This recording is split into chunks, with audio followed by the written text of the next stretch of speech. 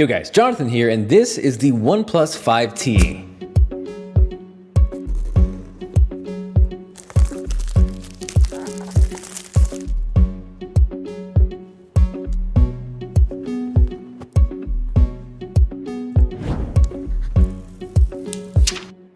So alongside the OnePlus 5T, you get the dash charge USB-C cable, the power brick, quick start guide, SIM tool, and if you flip that quick start guide, you get a not that great of a case, but it's still cool that they included it. So today I want to break this down into 5 things to know before you potentially go out there and buy a OnePlus 5T. Unless you're a OnePlus 5 owner, then you're probably a little upset. I'm sorry. With that said though, the first thing I want to talk about is pricing. Now there were rumors that the OnePlus 5T could cost upwards of nearly $700. And if that upsets you, take a deep breath, you'll be happy to hear the OnePlus 5T starts out at $499. That'll get you 64 gigs of storage with 6 gigabytes of RAM, or alternatively, you can double your storage and bump that RAM up all the way to 8 gigabytes for $559. Now I've seen the argument that you could pick up an unlocked Galaxy S8 in the $500 range on Amazon, but to clarify, those are refurbished models. The cheapest new Galaxy S8 I've seen is about $630 right now. Regardless though, I will link both of those down below. I'm curious to hear what sounds more enticing, a refurbished Galaxy S8 or OnePlus 5T. Next up is probably the biggest change to the OnePlus 5T, and that is the display. OnePlus has finally joined that 18:9 super tall screen party. So this essentially is a 6-inch display, 2160 by 1080, which may be a turnoff for some of you enthusiasts out there. Again,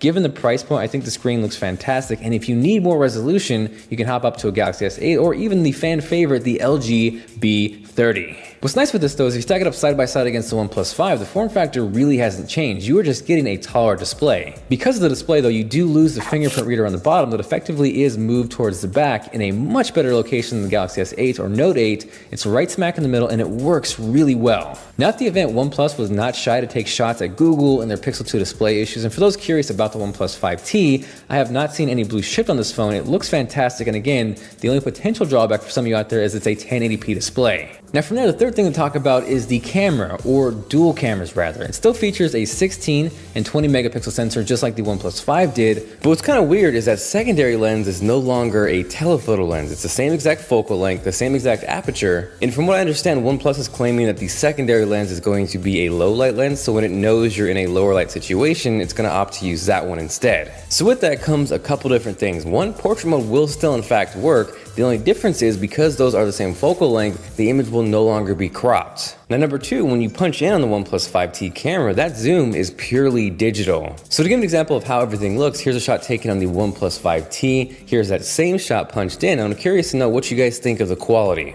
Same thing here, here's a shot straight out of the OnePlus 5T camera, and as we zoom in, I gotta say, I don't notice too much in terms of a quality loss, but it's still kind of weird to me that they opted for no telephoto lens. Now this here was one of my favorite shots, and a couple notes. 1, this was using that fake digital telephoto zoom in, and 2, this was not using portrait mode, it was just straight out of the camera. Now from there, as far as low light goes, I actually got a pretty amazing test thanks to Mr. Linus Tech Tips, and the event was super dark. So here is an example of the flash on the OnePlus 5T. Looks very nice. From there, brace yourselves. This was straight low light, no flash or anything. You're welcome. From there, here's a quick selfie shot from the OnePlus 5T. Nothing special or magical, but still really solid. I gotta say, overall first impressions with the OnePlus 5T camera are really good. Now from there, the fourth thing to talk about is there is now Face Unlock. Love the name, now on the OnePlus 5T. From what I can tell, OnePlus is not banking on this being the primary form of security on this phone, especially because you can only use it to unlock things. As far as purchases go, you must use your fingerprint to do those. With that said though, setup was insanely fast, and I think the unlock process may be even faster. No joke, you literally pick up the phone, hold it up to your face, and you are in the phone. So is Face Unlock a game changer on the OnePlus 5T? Nope, but it is a super fast and convenient way to get into the phone, and for those who still want that trusty fingerprint reader, you get the best of both worlds. Now the last thing I want to talk about is the OnePlus 5T isn't that much different than the OnePlus 5. The weird part is the OnePlus 5 was not released that long ago, so I'm sure some of you out there who just bought that phone gotta be feeling a little left out in the dark. They did this last year with the OnePlus 3 and 3T, so it's kind of setting a track record to not buy the first iteration of the phone. The other kind of weird part too is it's so late in the year, we're getting closer to the Galaxy S9, or Samsung's probably gonna call it the Galaxy S10. Either way though, it's really late in the year. And from there, I'm curious to know what you guys think of this. Now at the event, OnePlus kind of defended this